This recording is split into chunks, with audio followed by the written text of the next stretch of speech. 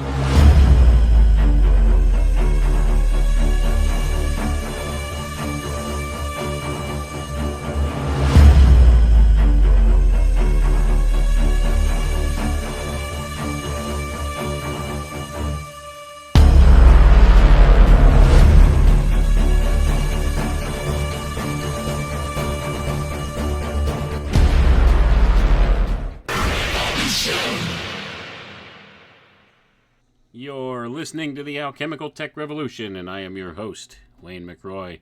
Good evening, everyone. Tonight, we're going to continue looking into a book written by a gentleman named W. Scott Elliot, who belonged to the Theosophical Society, exploring the story of Atlantis and the lost Lemuria.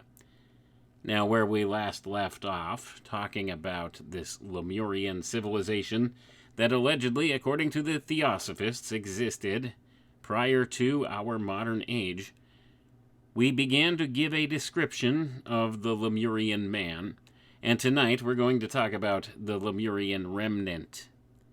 You see, it is believed by those in the secret schools that a portion of that gene pool survived up into the modern day, and that is the claim here. There is a Lemurian remnant among our people today.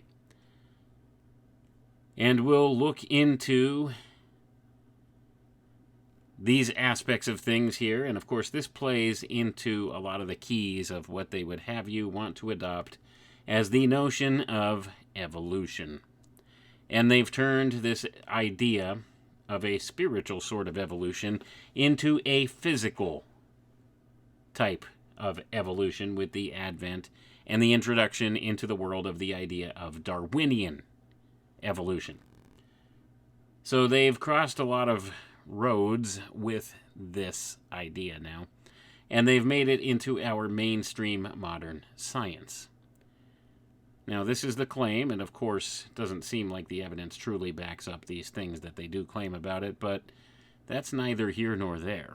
They still push this account, and they push this notion of things to get people into thinking in a more materialistic type of way. The hyper-materialist paradigm, that type of a viewpoint. They don't want you to consider anything spiritual. They want you to think in terms of strictly the physical, material world in which we live. So they've steered this idea and this notion of evolution directly into that hyper-physical, hyper-material type of paradigm with the introduction of the Darwinian philosophy here. And you'll see, as we begin to read through the rest of this here tonight, how many of their ideas that they base Darwinian evolution on come directly from the old secret school teachings. Now, these were records that were said to have been kept by some of these secret society groups, and if you're familiar with the Theosophical Society, they lifted a lot of material from a lot of different places.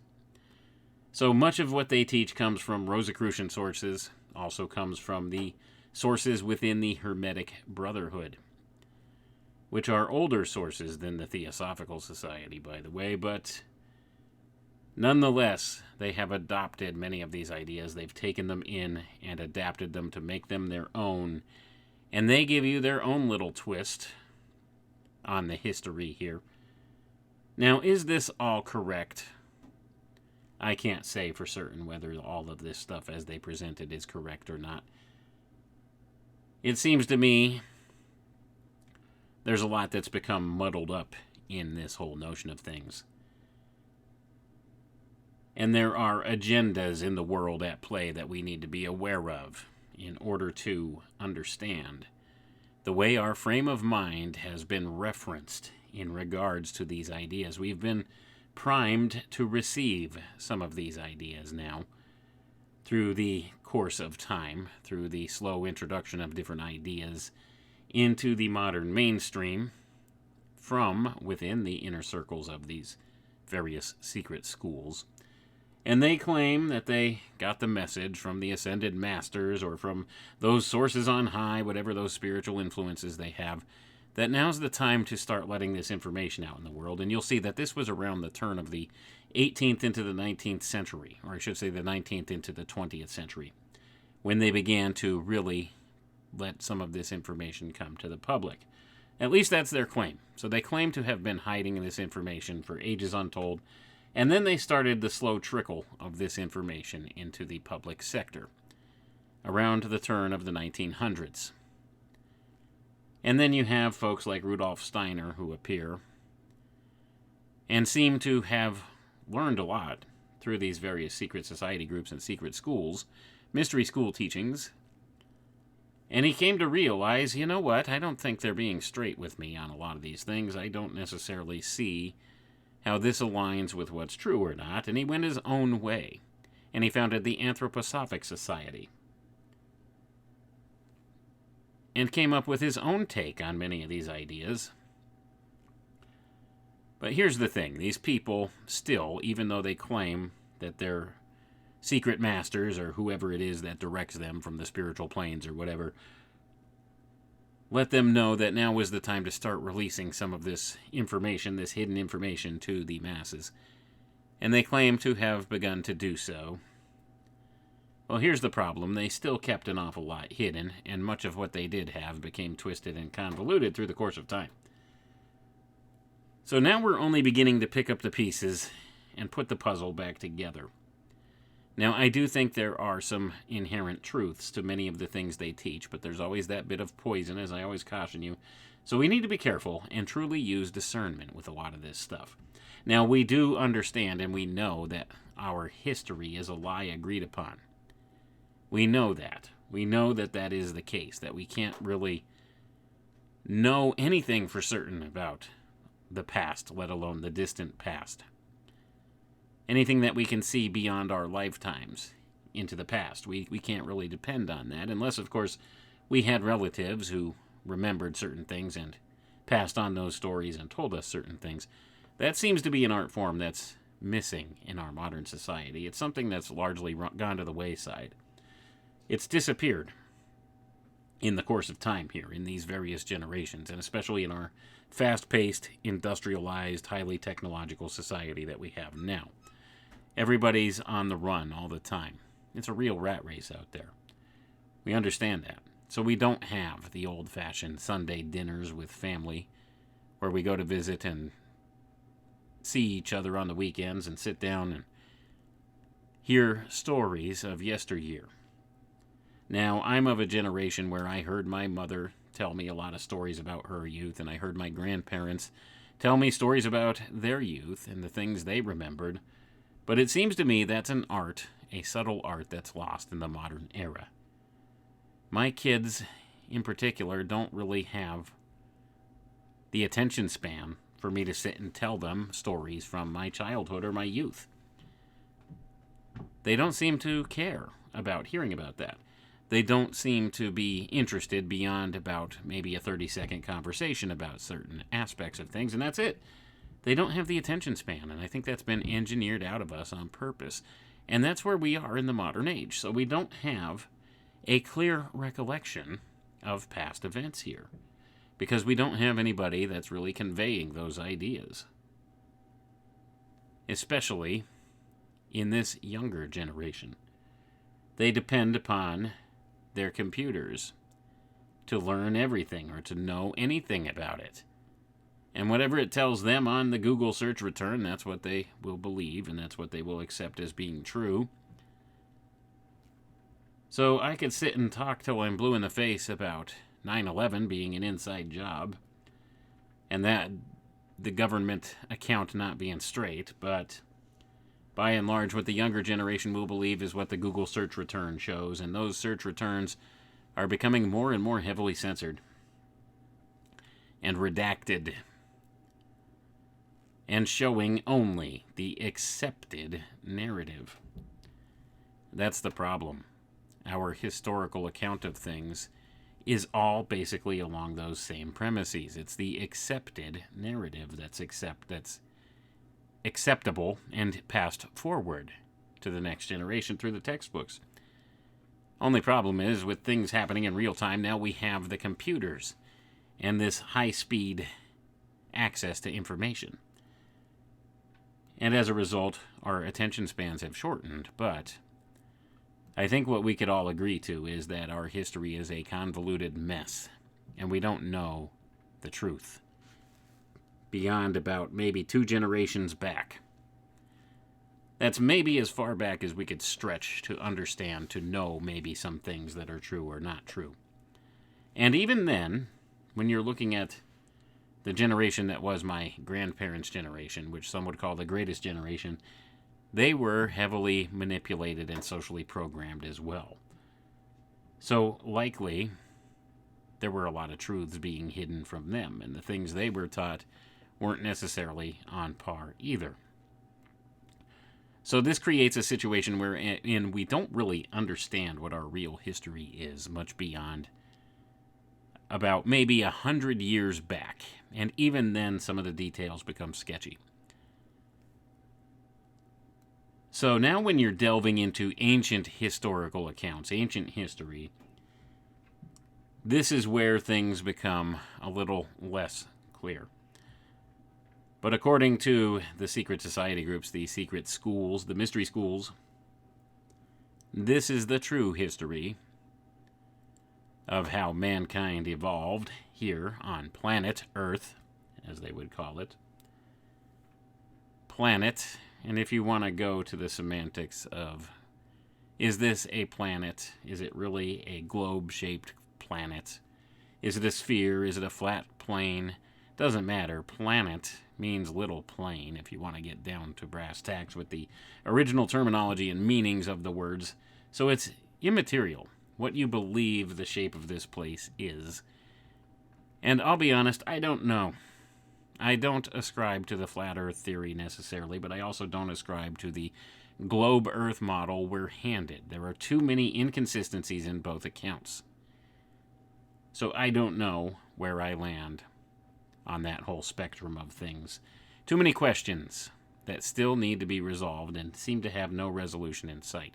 What I do know is they do tend to promote the idea of a sphere-shaped Earth within much of the mystery school teachings. This seems to be an accepted trope among them.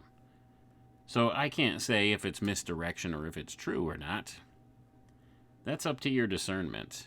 I think our perception is the key to a lot of this. I've always ascribed more to the idea that as far as the Earth's composition, it depends upon what our viewpoint is.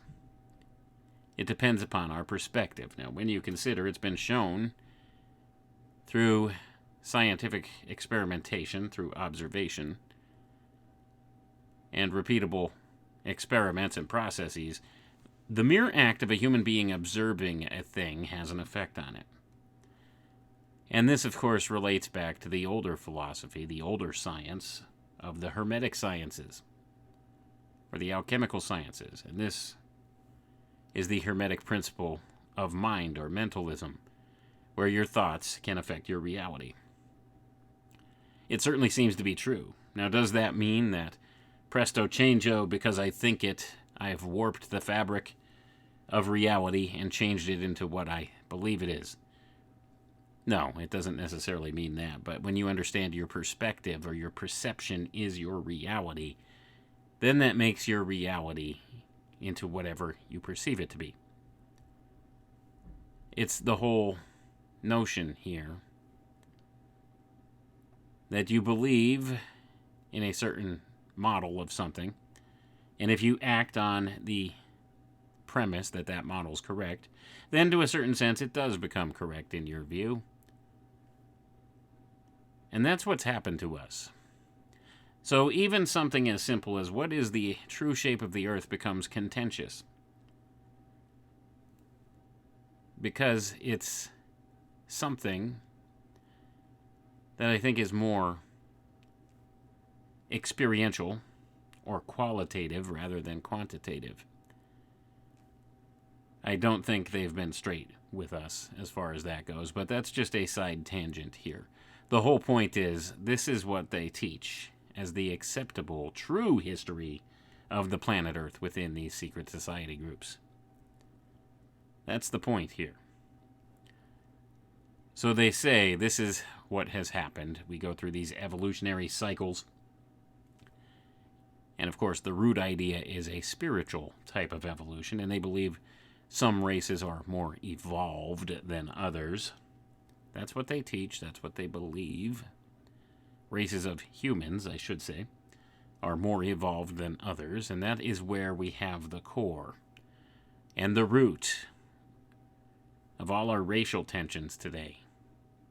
The roots of racism come directly from these secret society groups and these schools, these mystery schools, because they believe, regardless of whether it's true or not, that some races of mankind are more spiritually evolved than others. And they cite these examples, and they cite this history that they accept as the true history within the secret schools, this history they've kept hidden from the masses, and they teach us something totally different. So where we last left off, now that I've laid the groundwork down again, once again to what we're talking about, we were talking about the lost southern continent of Lemuria and the race of mankind that existed there some millions of years ago, according to the Theosophists.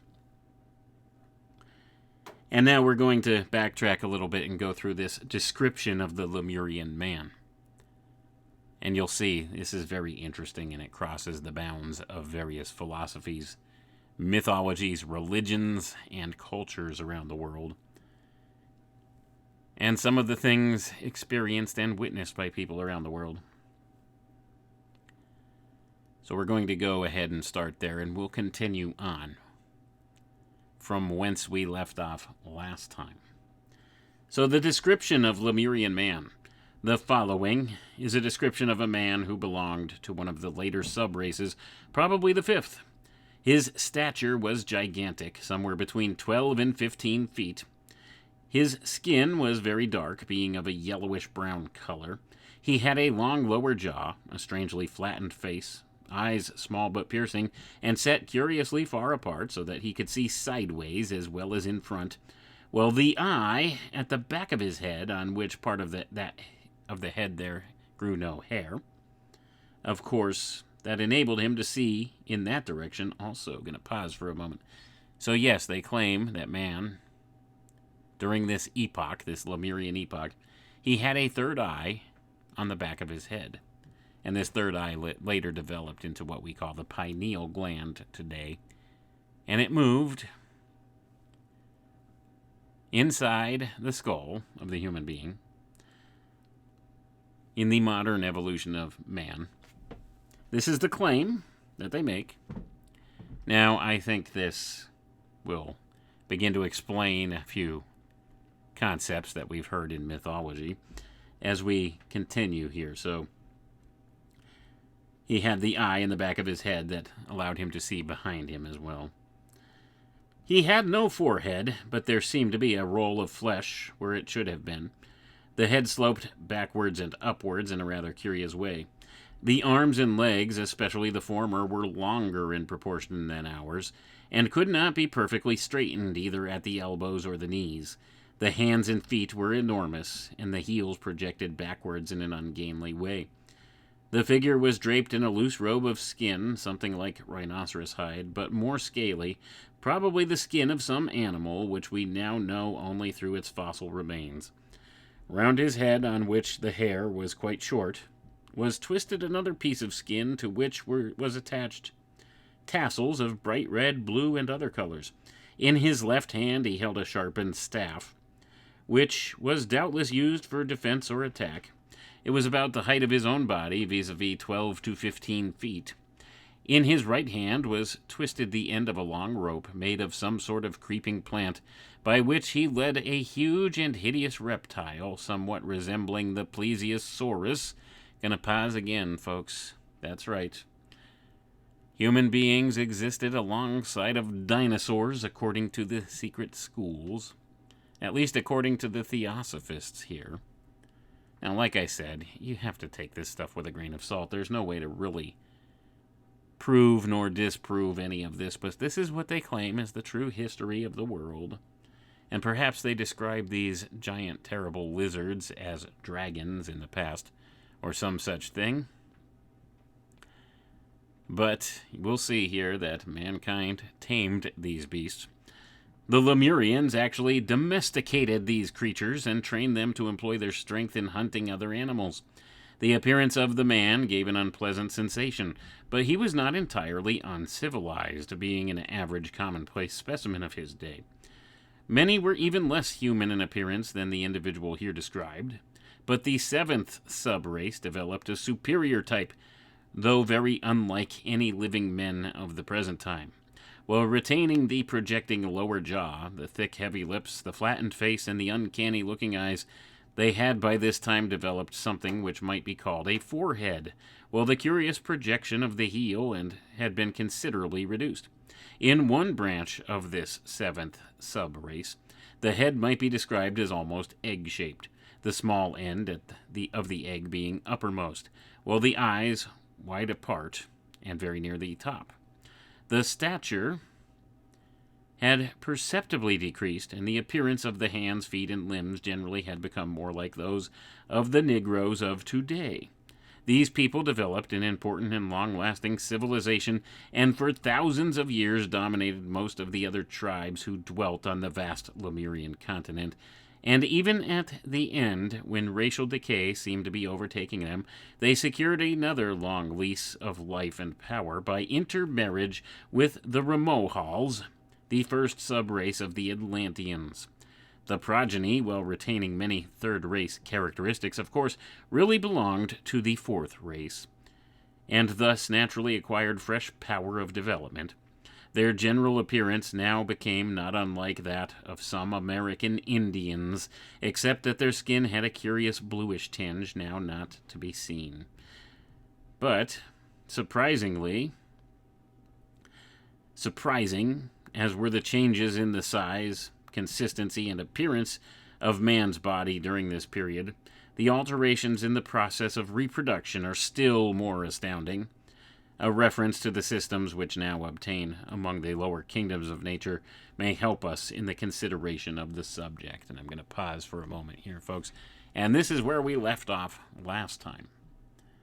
We discussed the Lemurian man. He was giant in stature, 12 to 15 feet tall. He had an eye in the back of his head. He could move just as easily backwards as he could forwards.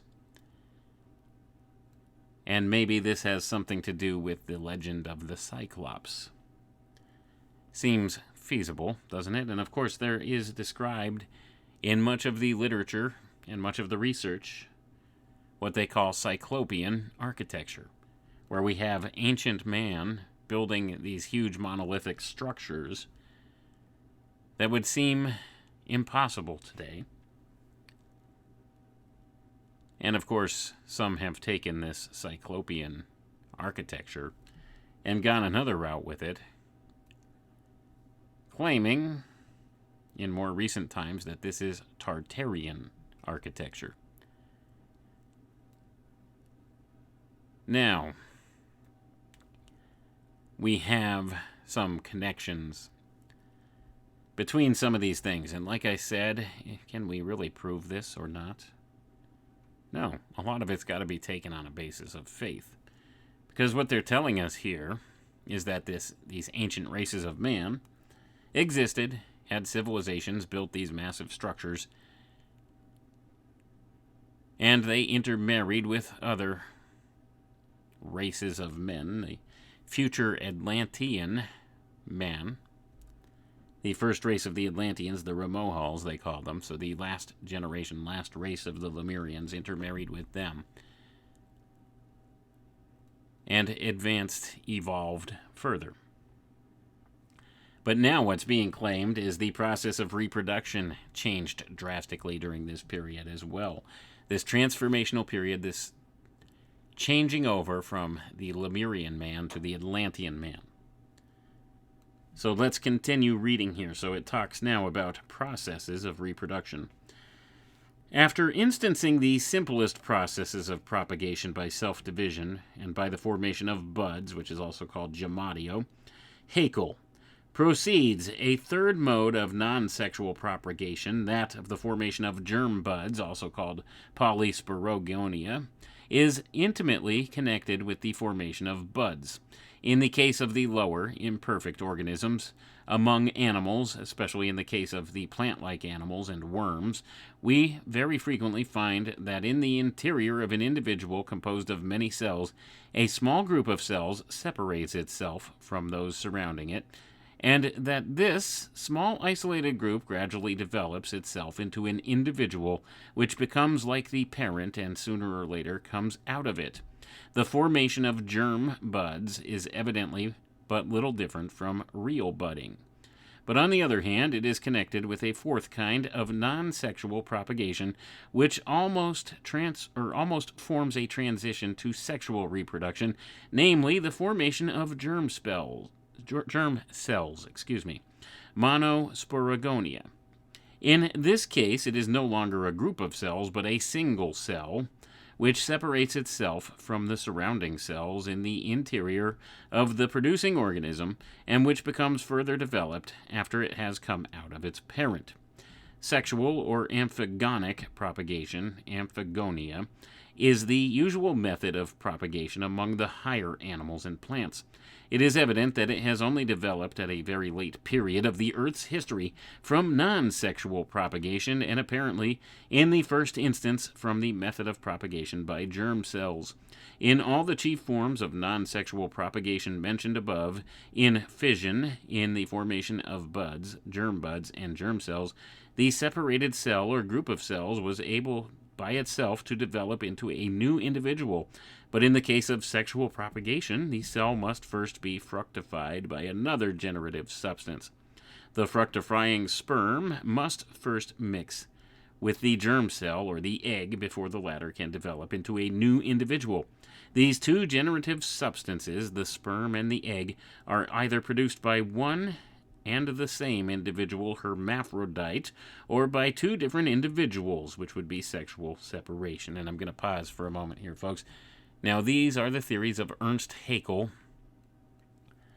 who seems to be quoted heavily here by the Theosophists, and much of what this guy taught and believed has been since discredited. So he's talking about, it seems like early animals, they formed little buds, much like plants do, and these buds eventually broke off and developed into full-fledged individuals. And you'll see how this is important, because they claim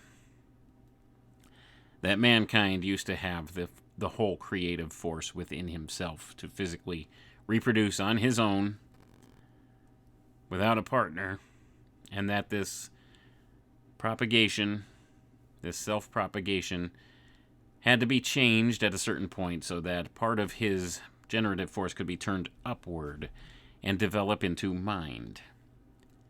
And therefore it was separated into the male and female halves, or energies.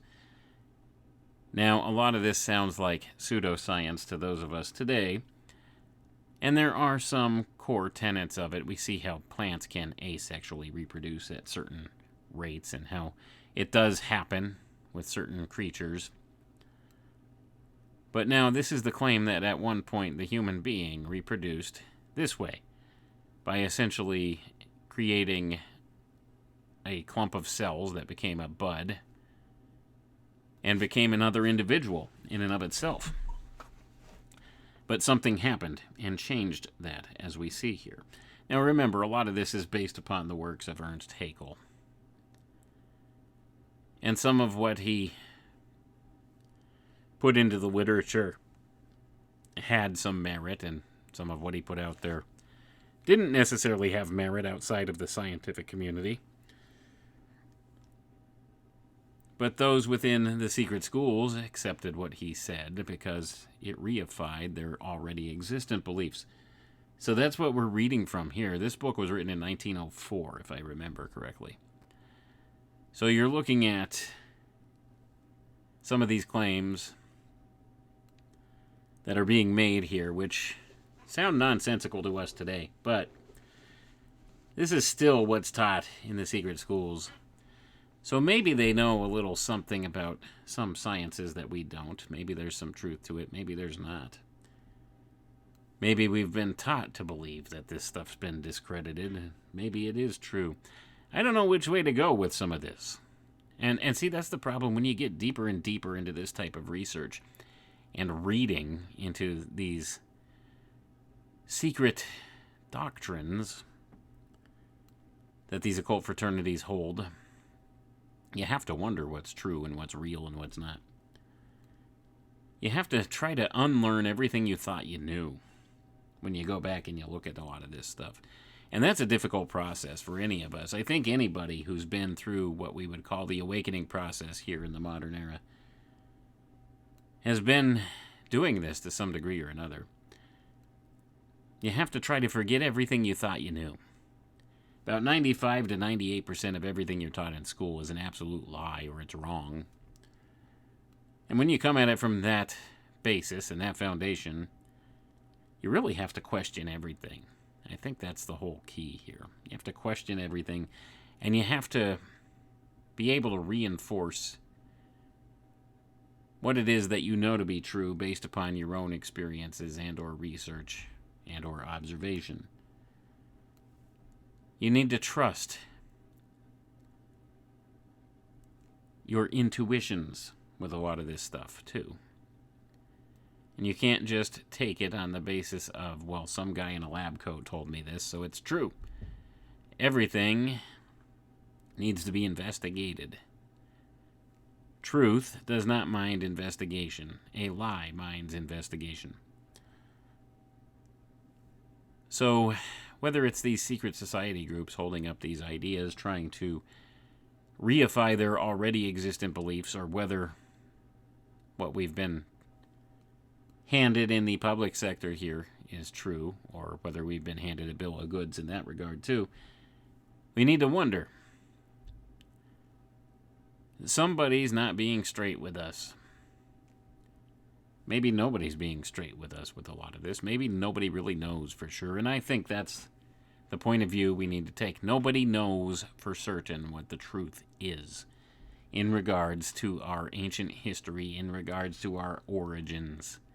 People can make claims, and we can look at some very old writings and understand some important spiritual principles and stuff based upon religious texts and old philosophies and things like this. But nobody knows the true origins. Now, some people will pretend to know better than others, people like this. And maybe there's some kernels of truth to the things they relate to you. But maybe there's not. And this is where the whole skill of discernment comes in. You need to take out what you find to be valuable bits of information from it and separate it from the nonsense of it. And you can know maybe there's a little bit of some core foundation of truth to some of it, and maybe there's some of it that's total rubbish. You could differentiate between the two, and I'm not the one to tell you what's true and what's accurate and what's not here. I'm just telling you what it is they teach to their initiates in the secret schools here. And this is what they accept to be true. Now, is it true? I don't know. It seems to me there's some fragments of it that seem to have an air of truth to them. And things begin to make more sense when you look at it through this lens of observation. And that's why this kind of information, I think, is important to go through. It gives you a better context of how we came to be in the shape we're in this world right now. Now, whether it's completely true or not, I do think there are archetypal truths inherent here that are important and that will affect us today. And that's where we need to be able to look and discern what we find valuable in here and what we don't find valuable and separate the two. Now, it seems we have a lot of this notion that, yes, indeed, giants existed in the ancient past. Giant human beings existed. That's reified by religious texts, by philosophies, by Greek mythology, by all of these things. So there seems to be a kernel of truth to that, and we have seen some evidence, perhaps, of the existence of this. And that's what they're saying here. So I think there's a kernel of truth there that we need to explore further to understand our past. But let's continue reading here. So now we're talking about this changeover from asexual reproduction to sexual reproduction during this time period wherein the Lemurian race intermingled with the first Atlantean races. So it says here, the simpler and more ancient form of sexual propagation is through double-sexed individuals. It occurs in the great majority of plants, but only in a minority of animals. For example, in the garden snails, leeches, earthworms, and many other worms. Every single individual among hermaphrodites produces within itself materials of both sexes, eggs and sperm. In most of the higher plants, every blossom contains both the male organ, or the stamens and anther, and the female organ, the style and germ. Every garden snail produces in one part of its sexual gland eggs, and in another part sperm. Many hermaphrodites can fructify themselves, in others, however, reciprocal fructification of both hermaphrodites is necessary for causing the development of the eggs. This latter case is evidently a transition to sexual separation. Sexual separation, which characterizes the more complicated of the two kinds of sexual reproduction, has evidently been developed from the condition of hermaphroditism at a late period of the organic history of the world. It is at present the universal method of propagation of the higher animals. The so-called virginal reproduction, or parthenogenesis, offers an interesting form of transition from sexual reproduction to the non-sexual formation of germ cells, which most resembles it. In this case, germ cells, which otherwise appear and are formed exactly like egg cells, become capable of developing themselves into new individuals without requiring the fructifying seed. The most remarkable and the most instructive of the different parthenogenetic phenomena are furnished by those cases in which the same germ cells, according as they are fructified or not, produce different kinds of individuals. Among our common honeybees, a male individual, a drone, arises out of the eggs of the queen. If the egg has not been fructified, a female, a queen or working bee. If the egg has been fructified. It is evident from this that in reality there exists no wide chasm between sexual and non-sexual reproduction, but that both modes of reproduction are directly connected. I'm going to pause for a moment there, folks. Now remember, most of this comes from the ideas of Ernst Haeckel, and what he's saying sounds logical, and we see some evidences of this in different species today, but does this prove that this was the case with humankind? Now, this is where things get a little convoluted, and this is what they teach in the secret schools. That man at one time was a double-sexed being, had both of the reproductive capacities within himself and could reproduce himself without a partner, by himself. Much like some of these other species. But now, they're saying something had changed. And we see this transformation take place between this time period wherein the last of the Lemurians died out and intermingled with the first race of the Atlanteans. Now, this is strange because if they reproduced in a hermaphroditic type of way, why were they hooking up with the Atlanteans? Like, think about that. But this is the claim now. And, of course, this happened over thousands or millions of years, I guess, if you want to get technical about it with these people. This is what they teach. But this is how, I guess, this went down, according to them. There's no real evidence to prove this. We don't see this anywhere in the natural record of things we could look at. We don't see any evidence of this, but this is what they present as being true. So like I said, take it with a grain of salt. Let's continue. So it says, now, the interesting fact in connection with the evolution of third race man on Lemuria is that his mode of reproduction ran through phases which were closely analogous with some of the processes above described. Sweat-born, egg-born, and androgyne are the terms used in this secret doctrine. Gonna pause for a moment here, folks. So yes, the secret doctrine teaches that man was able to reproduce out of himself. Androgyne, this is an important term to them. Sweat-born and egg-born. Also, if you've ever heard those terms, this is what's said in the secret doctrine. Now, of course, this is the secret doctrine as acknowledged by the Theosophists. But at any rate, let's go ahead and read on. So it says, almost sexless in its early beginnings, it became bisexual or androgynous. Very gradually, of course. Well, of course, very gradually, right? So let's continue on here. The passage from the former to the latter transformation required numberless generations, during which the simple cell that issued from the earliest parent, the two-in-one, first developed into a bisexual being, and then the cell, becoming a regular egg, gave forth a unisexual creature. The third race, mankind, is the most mysterious of all hitherto developed 5 races.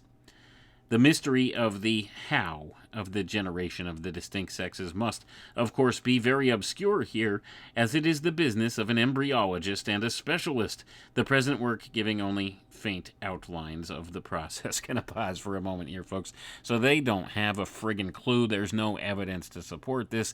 They accept it on the basis of faith, and they pass this crap forward through the secret schools, and it's accepted. They can't explain how. They say, of course, it seems very mysterious how this happened. But make no doubt about it, it did happen. Okay, if you guys say so. Let's read on here. So it says, only giving the faint outlines of this process. But then they go on and they say, but it is evident that the units of the third race humanity began to separate in their prenatal shells, or eggs, and to issue out of them as distinct male and female babes, ages after the appearance of its early progenitors. And as time rolled on in its geological periods, the newly born sub-races began to lose their natal capacities. Toward the end of the 4th subrace, the babe lost its faculty of walking as soon as liberated from its shell, and by the end of the 5th, mankind was born under the same conditions and by the same identical process as our historical generations. This required, of course, millions of years. I'm going to pause for a moment here, folks. So when they're telling you a whole line of BS, of course they will use the excuse. It always has to take millions and millions of years for this to take place. So, of course, the inference being made here is man used to hatch from a shell, fully able to walk and wander around and stuff like that as a newborn. But see, over the course of time and for some reason, through the course of the evolutionary process, this all changed. Which doesn't make sense if you accept that evolution is supposed to advance mankind. That evolution, according to the Darwinian model, is about the survival of the fittest. Well, how is it that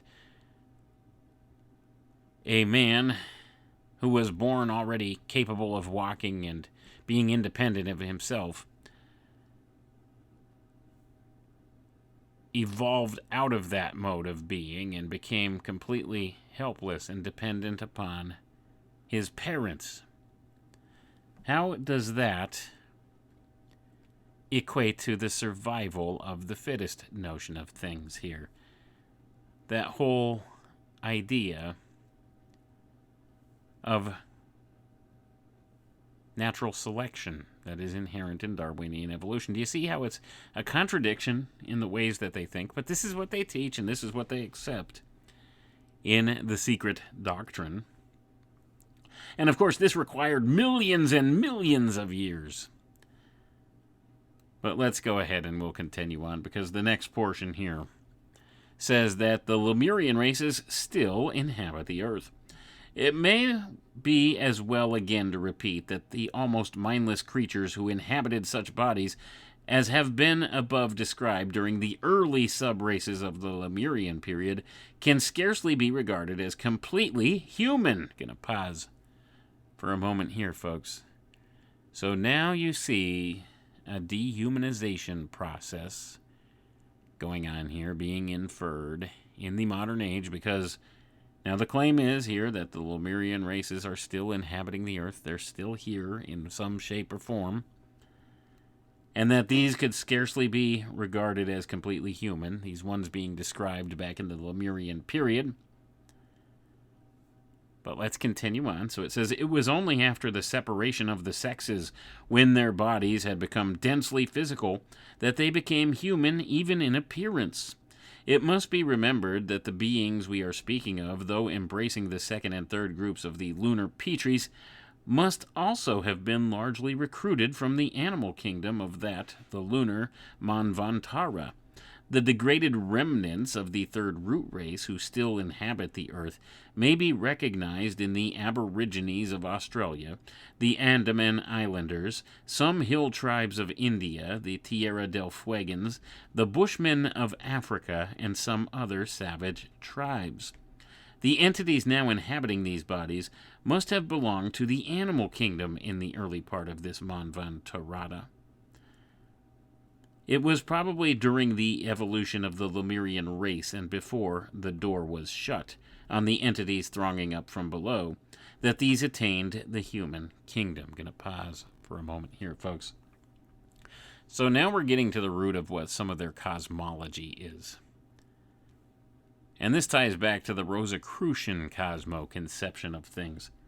You see, it's claimed that through this cycle of evolution, through these cycles of time, that when we go through these various periods or epochs, the animals evolve, they step up, and perhaps can inhabit, become human, or whatever the human of the period is.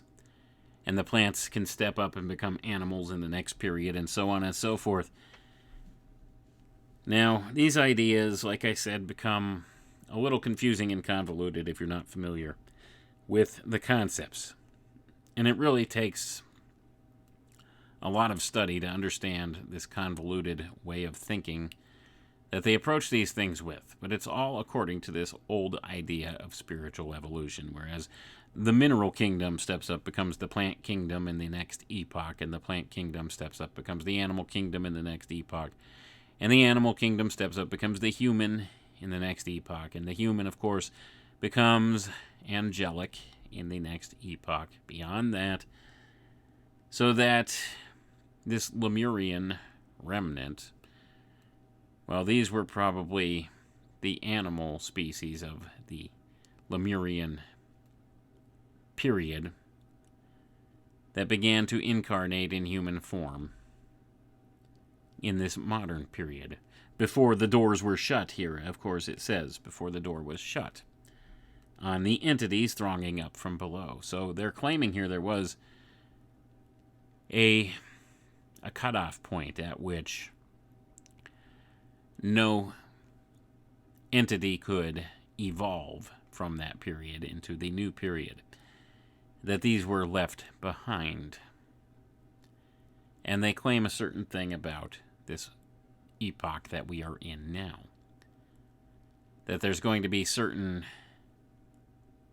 of those who lag behind in the evolutionary process, and they're going to be left behind. They're not going to advance to that next stage, that they will reincarnate here again, maybe in a human form again, when we, this human race, advances to the next level, and they'll be left behind once again with the animals of this period incarnating in the human form of that time period coming.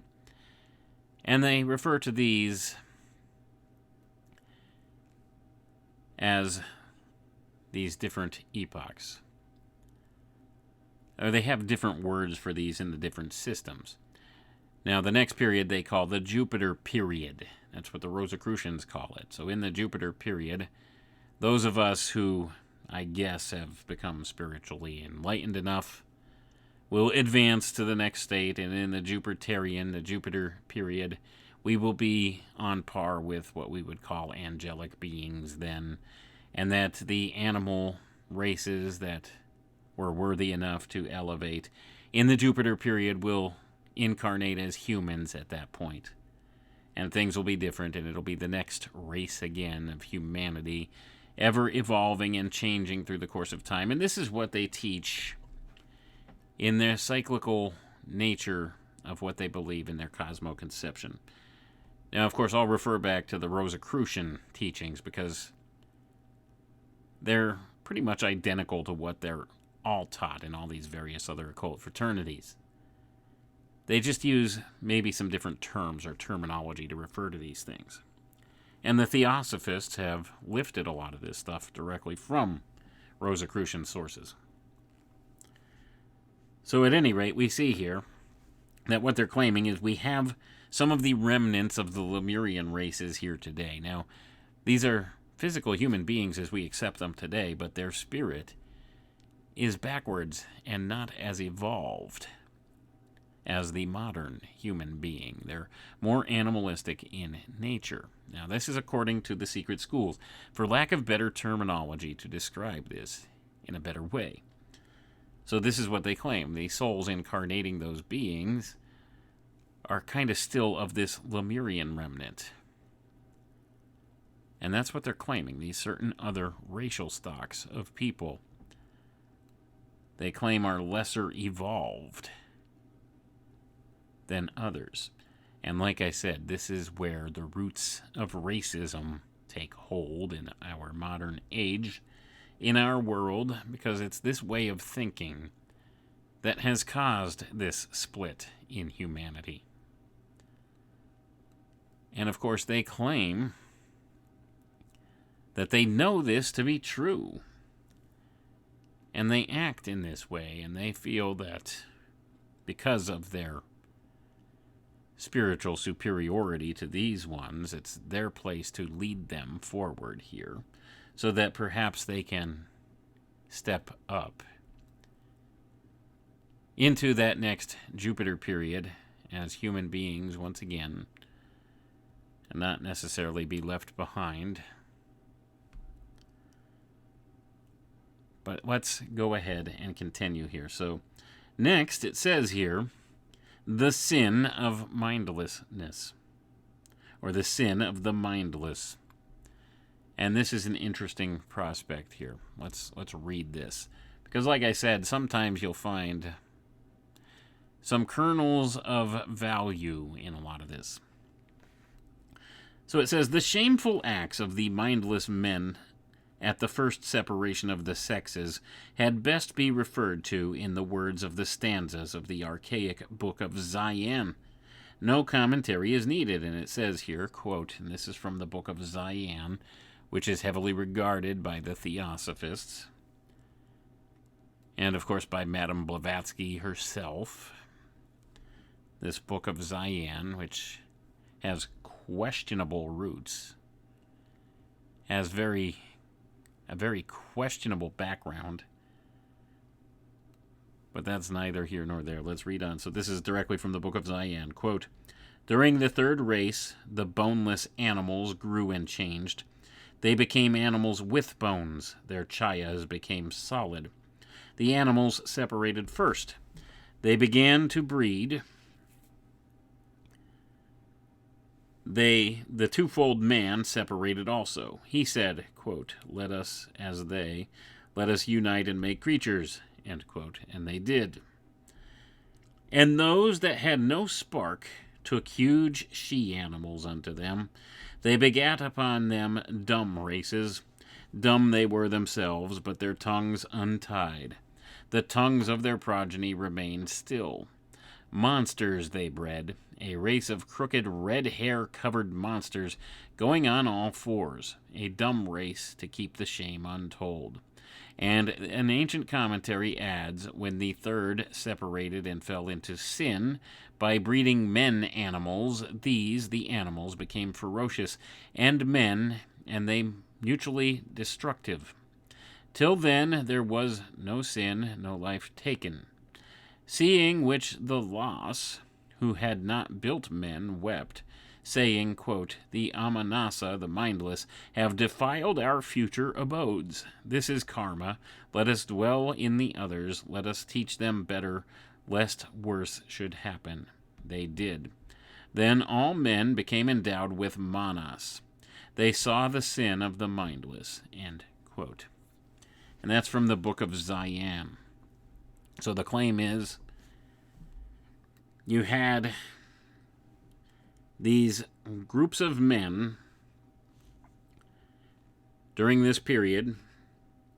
They weren't quite human. They didn't have the divine spark. Because as you read here, it says, those that had no spark, well, they took huge she-animals unto them. So they bred with animals, lesser animals. And they begat monsters. Dumb monsters, it says here. Mindless. And this, of course, according to what's being inferred here, is the origin of sin. The notion of sin in mankind. And that the loss, L-H-A-S, which would be the equivalent to, well, I guess kind of the modern creator god, or whom they would equate in a different cosmogony. If you go and look at the Rosicrucian cosmogony, they would probably call this Jehovah, the Jehovah spirits.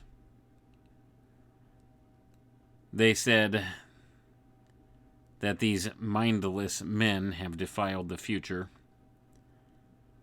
Let us dwell in others. Let us teach them better, lest worse should happen. And they did. So they incarnated into the next root race of man, according to this. And then man was endowed with manas, or the divine spark. And they saw the sin of the mindless. And in the next portion here it says, the origin of the pithecoid and the anthropoid apes. And now is where the rubber meets the road. With all the things that have been brought forward by Darwinian evolution here. Here it is. Let's read it. The anatomical resemblance between man and the higher ape, so frequently cited by Darwinists as pointing to some ancestors common to both, presents an interesting problem, the proper solution of which is to be sought for in the esoteric explanation of the genesis of the pithecoid stocks. Gonna pause for a moment here, folks. So here is where we have the link between the mystery schools and the public campaign to make Darwinian evolution a scientific fact. That's what they attempted to do here, and they've pretty much succeeded in the minds of most modern people in doing that. But it's flawed thinking. And it comes from this secret doctrine. Now let's go ahead and read here. Now, we gather from the secret doctrine that the descendants of these semi-human monsters described above as originating in the sin of the mindless, having through long centuries dwindled in size and became more densely physical, and culminated in a race of apes at the time of the Miocene period, from which, in their turn, are descended the pithecoids of today. With these apes of the Miocene period, however, the Atlanteans of that age renewed the sin of the mindless, this time with full responsibility, and the resultants of their crime are the species of apes now known as anthropoid. We are given to understand that in the coming sixth root race, these anthropoids will obtain human incarnation in the bodies, doubtless, of the lowest races then existing upon Earth. That part of the Lemurian continent where the separation of the sexes took place and where both the fourth and fifth subraces flourished is to be found in the earlier of the two maps. It lay to the east of the mountainous region of which the present island of Madagascar formed a part, and thus occupied a central position around the smaller of the two great lakes. So I'm going to pause for a moment here, folks. So now they're saying that these anthropoid apes that we know today will evolve into the next humans in the next period, in the Jupiter period, according to the Rosicrucians. This is what the claim is. This will be the coming sixth root race. But they'll be the lower races of that time, of the human being. So we have some interesting ways of thinking here. And now we see why one of the key tenets to Darwinian evolution is this notion that we came from apes. And here it is. We evolved from monkeys. Stupid monkeys. You believe that? That's what they're telling us here. That's what the claim is. And that's why this had to be wholesale adopted into mainstream scientific literature. Because they feed you incredulity upon incredulity. It just seems so out of the bounds of common sense, but here it is. And they don't understand how this happened. Of course, it took millions and millions of years. But here we are, and this is what the claim is. And of course, we have these other races today that they claim are derived from these Lemurian races, so they're probably going to likely be left behind in the next period.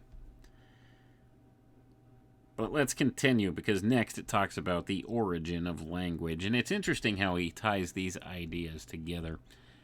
And it may seem like a bit of a convoluted way of thinking here, and it skips around a little bit, because they have a hard time really filling in the gaps, because here's the thing, there's no evidence or no anything to support any of these ideas other than them just saying so. And this is where it's all come from. But here it is, the origin of language. So as stated in the stanzas of Zayan above quoted, the men of that epoch, even though they had become completely physical, still remained speechless. Naturally, the astral and etherical ancestors of this third root race had no need to produce a series of sounds in order to convey their thoughts, living as they did in astral and ethereal conditions, but when man became physical, he could not for long remain dumb. Going to pause for a moment here, folks. So now we're being told the reason that we have no evidence that any of this is necessarily true is because, well, they existed primarily in the astral and ethereal worlds, more so than here physically. They didn't become fully physically dense, as they talked about here. They didn't fully manifest physically just yet at that point in these periods. And this is where things become convoluted very quickly. We have these different notions, these spiritual notions, so it's claimed here they didn't need the faculties of speech to communicate. They didn't need this because they were able to see and experience in the astral and ethereal at that point. So they understood the true natures of things, whereas in the physical we're separated from that spiritual type of sight. And it says here that because he became physical, he could not for long remain dumb. So we are told that the sounds which these primitive men made to express their thoughts were at first composed entirely of vowels. In the slow course of evolution, the consonant sounds gradually came into use, but the development of language from first to last on the continent of Lemuria never reached beyond the monosyllabic phase. The Chinese language of today is the sole great lineal descendant of ancient Lemurian speech, for the whole human race was at that time of one language and of one lip. Going to pause for a moment here, folks. Now, this brings to mind the story of the Tower of Babel. And I don't know why they're claiming here that the Chinese language of today is the sole great lineal descent of the ancient Lemurian speech. They say they developed vowels first, and then consonants, and of course this probably took millions and millions and millions of years as well to develop this speech through the course of time, to be able to communicate one with the other. And this totally negates certain ideas that are held up, not only in the secret schools, but in mainline philosophies and religion as well. This is contradictory in a way. Because you see, in the beginning was the Word, and the Word was with God, and the Word was God. And God said, "Let there be light." So sound and speech have always inherently been a massively important part of reality, of our world. And I don't think that's just the physical world, as is being implied here. There's something important in a spiritual context to the notion of sound, or speech, or language. Language is the instrument of spirit, as Cancellier, in the introduction to Falconelli's Mystery of the Cathedrals, would tell us. Language is the instrument of spirit. It's not something that is solely related to the physical here, as is claimed in their secret doctrine. They claim they didn't need this language prior to that because they didn't necessarily exist yet in a fully physical form. But because they had to take on a fully physical form, now they needed some way to communicate. So they needed to form speech. Well, this is the opposite of what's been taught in mainline religious contexts, as well as within a lot of the teachings of the secret schools, for they'll also tell you how hugely important frequency and vibration is, and vibratory levels, and how these things equate one-to-one with spiritual concerns and spiritual things, when what they're telling you here is the opposite of that in the secret doctrine. So what's true and what's not here? We're being lied to, and I think if you apply a little bit of common sense and reasoning, you'll understand that the spoken word has a massive place, not only in the physical world, but in the spiritual realms as well. It's something that reaches beyond mere physicality here. So this is giving a context to it that is contradictory of everything else. And I think that's all you need to know about this secret doctrine. I don't think they really know. I think they've pieced this together and tried to make it fit, to align with certain ideas and agendas they have in mind. But of course, let's go ahead and continue on here. So it says, in Humboldt's classification of language, the Chinese, as we know, is called the isolating, as distinguished from the more highly evolved agglutinative and the still more highly evolved inflectional. Readers of the story of Atlantis may remember that many different languages were developed on that continent, but all belonged to the agglutinative, or as Max Mueller prefers to call it, the combinatory type, while the still higher development of inflectional speech in the Aryan and Semitic tongues was reserved for our own era of the fifth root race. Gonna pause for a moment here, folks. So we are the fifth root race, according to the secret doctrine, and according to some of these teachings by the secret schools. The fifth root race, and of course, when we finally get to the apex, when mankind becomes the sixth root race, well then, those of us that are the fifth root race will ascend to the next level, and we will become post-human. We will be the angelic beings of the Jupiter period. We'll be more highly evolved. That's what their claim is. And that sixth root race will be some of the lesser animals or lower animals of today. They'll be the human beings in that period, and we will guide them. We'll be part of the spiritual hierarchy. These are the kind of things they teach, folks. This is what they believe. Like I said, is there any truth to it? I don't know. But the thing is, they claim to know, and how do they know? Who told them this? Who taught them this? Where did this all come from? What's the source? And of course, we could go back and we could read some of the Rosicrucian sources, and we could read some of the sources from the Hermetic Brotherhood, and we could trace these things back in time, as far as we could look. And when you begin to do that, you begin to see some changeover points where ideas become convoluted. And then there's other points where you just can't simply find what is the actual root source of all of this.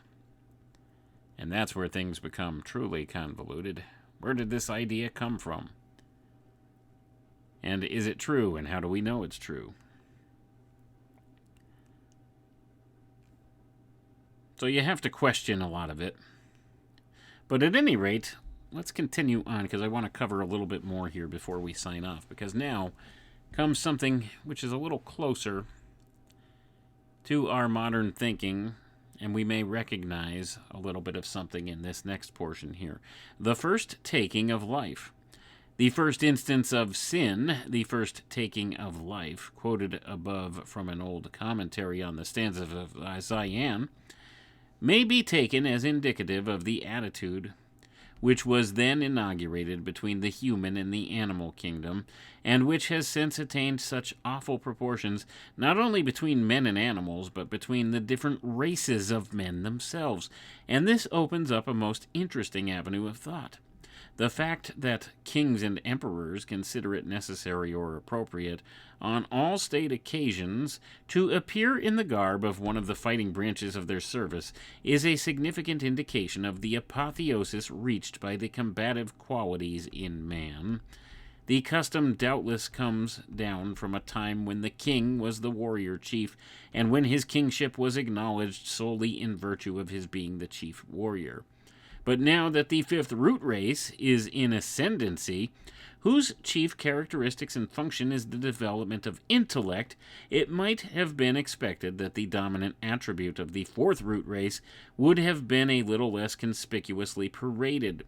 But the era of one race overlaps another, and though, as we know, the leading races of the world all belong to the fifth root race, the vast majority of its inhabitants still belong to the fourth, and it would appear that the fifth root race has not yet outstripped fourth race characteristics, for it is by infinitely slow degrees that man's evolution is accomplished. Going to pause for a moment here, folks. Infinitely slow degrees. Millions and millions of years. Don't you just love it? It says here, it will be interesting here to surmise the history, or to summarize the history of this strife and bloodshed from its genesis during these far-off ages on Lemuria. From the information placed before the writer, it would seem that the antagonism between men and animals was developed first. With the evolution of man's physical body, suitable food for that body naturally became an urgent need, so that in addition to the antagonism brought about by the necessity of self-defense against the now ferocious animals, the desire of food also urged men to their slaughter. And as we have seen above, one of the first uses they made of their budding mentality was to train animals to act as hunters in the chase. Gonna pause for a moment here, folks. So yes, the plesiosaurs, you know, those vegetable-eating dinosaurs, they trained them to hunt. That's what they're telling you. In this book, in no uncertain terms. But I digress on that point. Let's continue. The element of strife having once been kindled, men soon began to use weapons of offense against each other. The causes of aggression were naturally the same as those which exist today among savage communities. The possession of any desirable object by one of his fellows was sufficient inducement for a man to attempt to take it by force. Nor was strife limited to single acts of aggression. As among savages today, bands of marauders would attack and pillage the communities who dwelt at a distance from their own village. But to this extent only, we are told, was warfare organized on Lemuria, even down to the end of its 7th sub-race. Gonna pause for a moment here, folks. So, marauders. Pillaging villages. Savages. You know, like some of the savage races we have today, according to these guys. You see, the Theosophists, they're an interesting bunch. They steal a lot from everywhere. They take a lot from Eastern traditions, and they take a lot from Western traditions, and they kind of mix and mingle them together, even though a lot of times they don't jive. And they try to make it work. And they can't explain why it doesn't work. Or they can't explain how it does work, according to them, but it really doesn't. And yet they hold on to these ideas and put them forward. And I think this was the kind of stuff Rudolf Steiner saw and said, hold on a second here. Hold up a second. Something's not right here. You're not being straight about something. And a lot of this seems like convoluted nonsense. But at any rate, that's an aside for another time. Let's continue on because we're running low on time. So it says here, it was reserved for the Atlanteans to develop the principle of strife on organized lines, to collect and to drill armies and to build navies. This principle of strife was indeed the fundamental characteristic of the fourth root race. All through the Atlantean period, as we know, warfare was the order of the day, and battles were constantly fought on land and sea. And so deeply rooted in man's nature during the Atlantean period did this principle of strife become, that even now the most intellectually developed of the Aryan races are ready to war upon each other. And then it abruptly ends that whole thought process here and moves on to the next section where it talks about the arts. And like I said, some of the ideas are a little convoluted, and they can't really bridge the gap to the next line of thought here. I don't know if it was the nature of this writer to write in this way, or what the deal is with this, but they just don't seem to add context between these different notions here. So next, the arts. To trace the development of the arts among the Lemurians, we must start with the history of the fifth subrace. The separation of the sexes was now fully accomplished, and man inhabited a completely physical body, though it was still of gigantic stature. Going to pause for a moment here, folks. So now, the fifth subrace of the Lemurian epoch, of the Lemurian races, this was a fully sexually separated male-female, but they were giants. It was a completely physical body they had now. They were giants. Let's read on. The offensive and defensive war with the monstrous beasts of prey had already begun, and men had taken to living in huts. To build their huts, they tore down trees and piled them up in a rude fashion.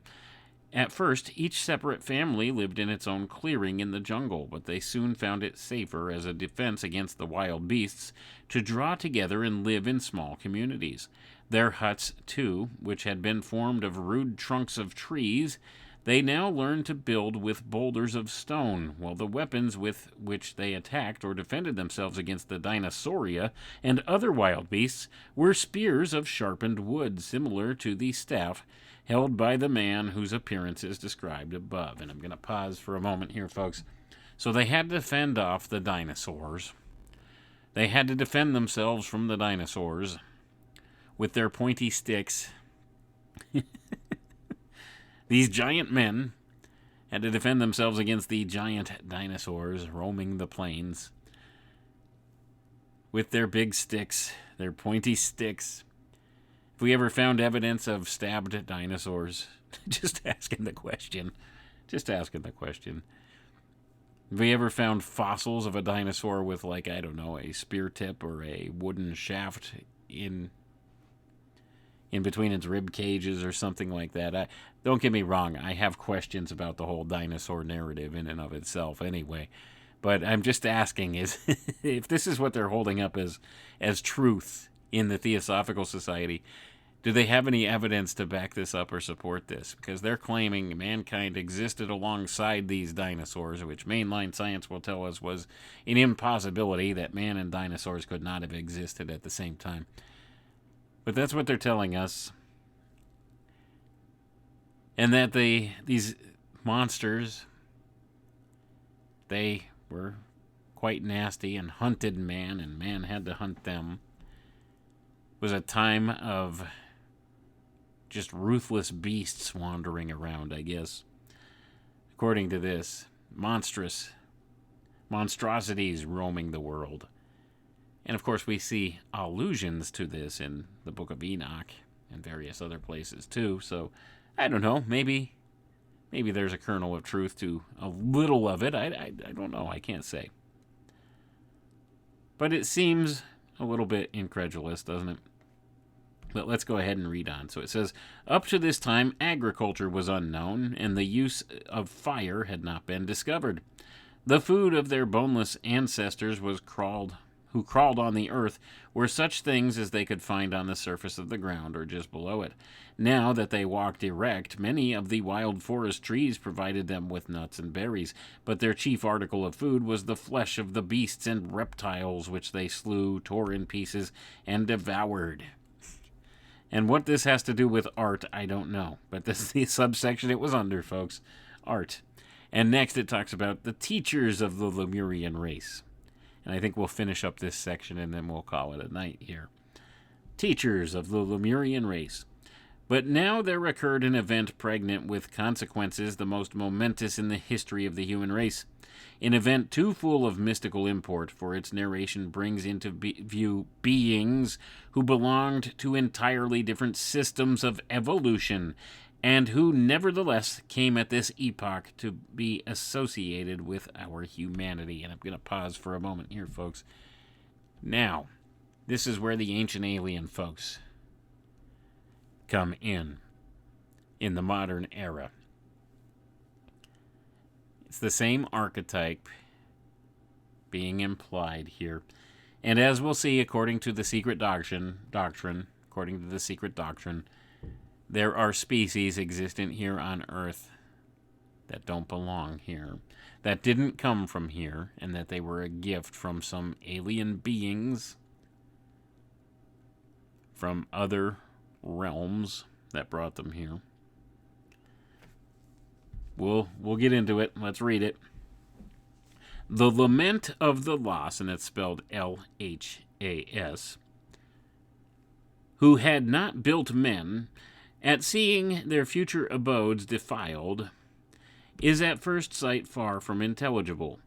Though the descent of these beings into human bodies is not the chief event to which we have to refer, some explanation of its cause and its result must first be attempted. Now we are given to understand that these Las were the highly evolved humanity of some system of evolution which had run its course at a period in the infinitely far off past. They had reached a high stage of development on their chain of worlds, and since its dissolution had passed the intervening ages in the bliss of some nirvanic condition. But their karma now necessitated a return to some field of action and of physical causes, and as they had not yet fully learnt the lesson of compassion, their temporary task now lay in becoming guides and teachers of the Lemurian race, who then required all the help and guidance they could get. And I'm going to pause for a moment here, folks. So now we're getting into some of the more obscure belief systems of the secret schools. You see, they believe that this was a past, an infinitely far past humanity that evolved in some other system, some other world. And now they had to come back in a somewhat godlike fashion to guide and direct this very primitive group of Lemurian people to help escalate them to the next phase or next level of evolution. So this humanity had long since died out physically, and their spirit manifest in some nirvanic type condition up until this point that they had to come back physically and guide and direct the Lemurians. Now, who are these people, you might ask? Let's get to that. And what exactly did they do? And let's continue. It says also, but other beings also took up the task, in this case voluntarily. These came from the scheme of evolution, which has Venus as its one physical planet. Gonna pause for a moment here, folks. And now we're getting to the meat of the matter and the meat of some of the modern day mythologies that have arisen in the greater UFO culture or ufology movement. And just like everything else, it always has its roots in the occult every time. As much as I wish it wasn't the case. So we had not only these beings that had to come back because they hadn't learned compassion in this previous scheme of things, in this previous system of humanity that existed infinitely long ago, but you also voluntarily had the Venusians manifest to help guide this early root race of man. These came from the scheme of evolution, which has Venus as its one physical planet. That scheme has already reached the 7th round of its planets in its 5th Manvantara. Its humanity therefore stands at a far higher level than ordinary mankind on this earth has yet attained. They are divine, while we are only human. Gonna pause for a moment here, folks. And you'll also, if you remember back to some other of the ufology stories, they talk about beings coming from Venus, some of the early contactee movements. And there's actually a very interesting story about an alien being named Valiant Thor, who came from Venus and actually worked within the confines of the Pentagon with government officials for a number of years. Look that one up, Aliens in the Pentagon. I think it was Frank Stranges that wrote that one. Talked about that one, Valiant Thor, and they claim to have pictures too. I've looked at this stuff. And he looked like a regular human being, but that's a story for another day. Maybe we'll explore that story at some point, because it is interesting. But now we're seeing the roots of where some of this notion of— coming here to guide humanity — may have come from. But anyway, they are divine as we are only human, it says here. The Lemurians, as we have seen, were then merely on the verge of attaining true manhood. It was to supply a temporary need, the education of our infant humanity, that these divine beings came, as we, possibly long ages hence, may similarly be called to give a helping hand to the beings struggling up to manhood on the Jupiter or the Saturn chain. Gonna pause for a moment here, folks. Yes, the Jupiter period is next, followed by the Saturn period, and maybe we will be the gods of the Saturn period according to their schemology here. In the Secret Doctrine, do you understand why they give so much importance to the concept of Saturn? Now, are dots beginning to connect for you? But this is what they believe and what they teach. Let's continue. Under their guidance and influence, the Lemurians rapidly advanced in mental growth. The stirring of their minds with feelings of love and reverence for those whom they felt to be infinitely wiser and greater than themselves naturally resulted in efforts of imitation, and so the necessary advance in mental growth was achieved, which transformed the higher mental sheath into a vehicle capable of carrying over the human characteristics from life to life, thus warranting that outpouring of the divine life which endowed the recipient with individual immortality. As expressed in the archaic stanzas of Zion, quote, "Then all men became endowed with manas," end quote. A great distinction, however, must be noted between the coming of the exalted beings from the Venus scheme and that of those described as the highly evolved humanity of some previous system of evolution. The former, as we have seen, were under no karmic impulse. They came as men to live and work among them, but they were not required to assume their physical limitations, being in a position to provide appropriate vehicles for themselves. The Las, L-H-A-S, on the other hand, had actually to be born in the bodies of the race as it then existed. Better would it have been for them and for the race if there had been no hesitation or delay on their part in taking up their karmic task, for the sin of the mindless and all its consequences would have been avoided.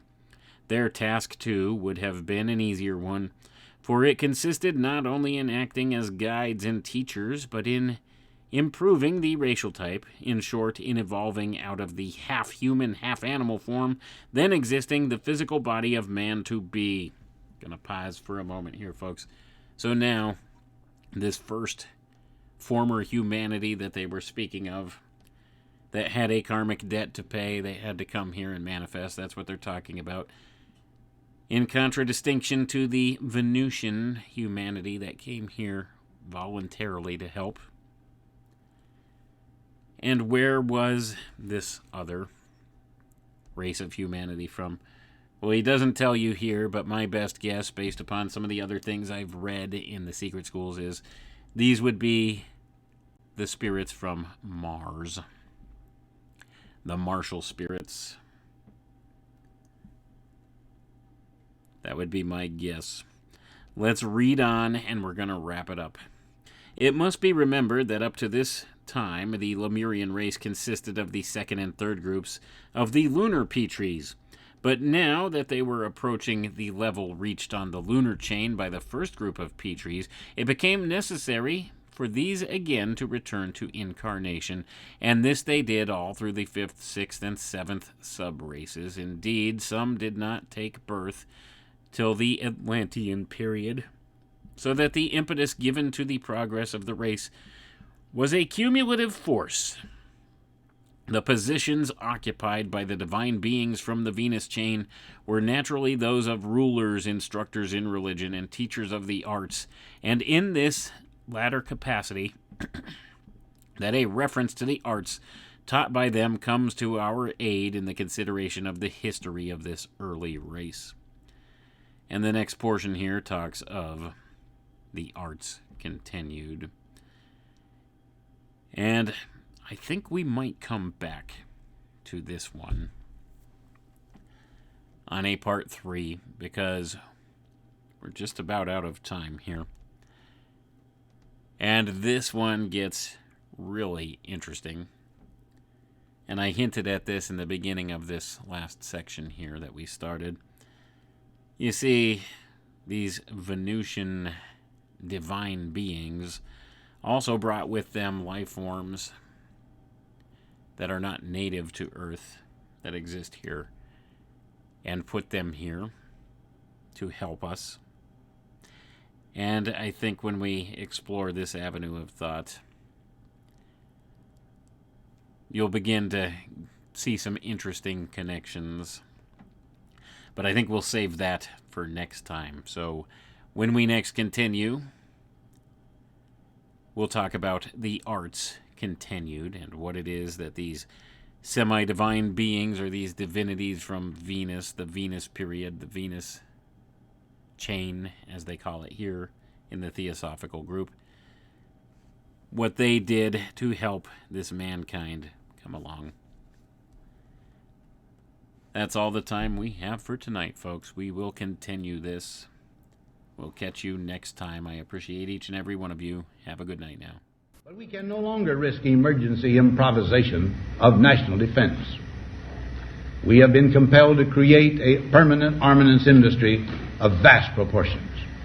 In the councils of government, we must guard against the acquisition of unwarranted influence, whether sought or unsought, by the military-industrial complex.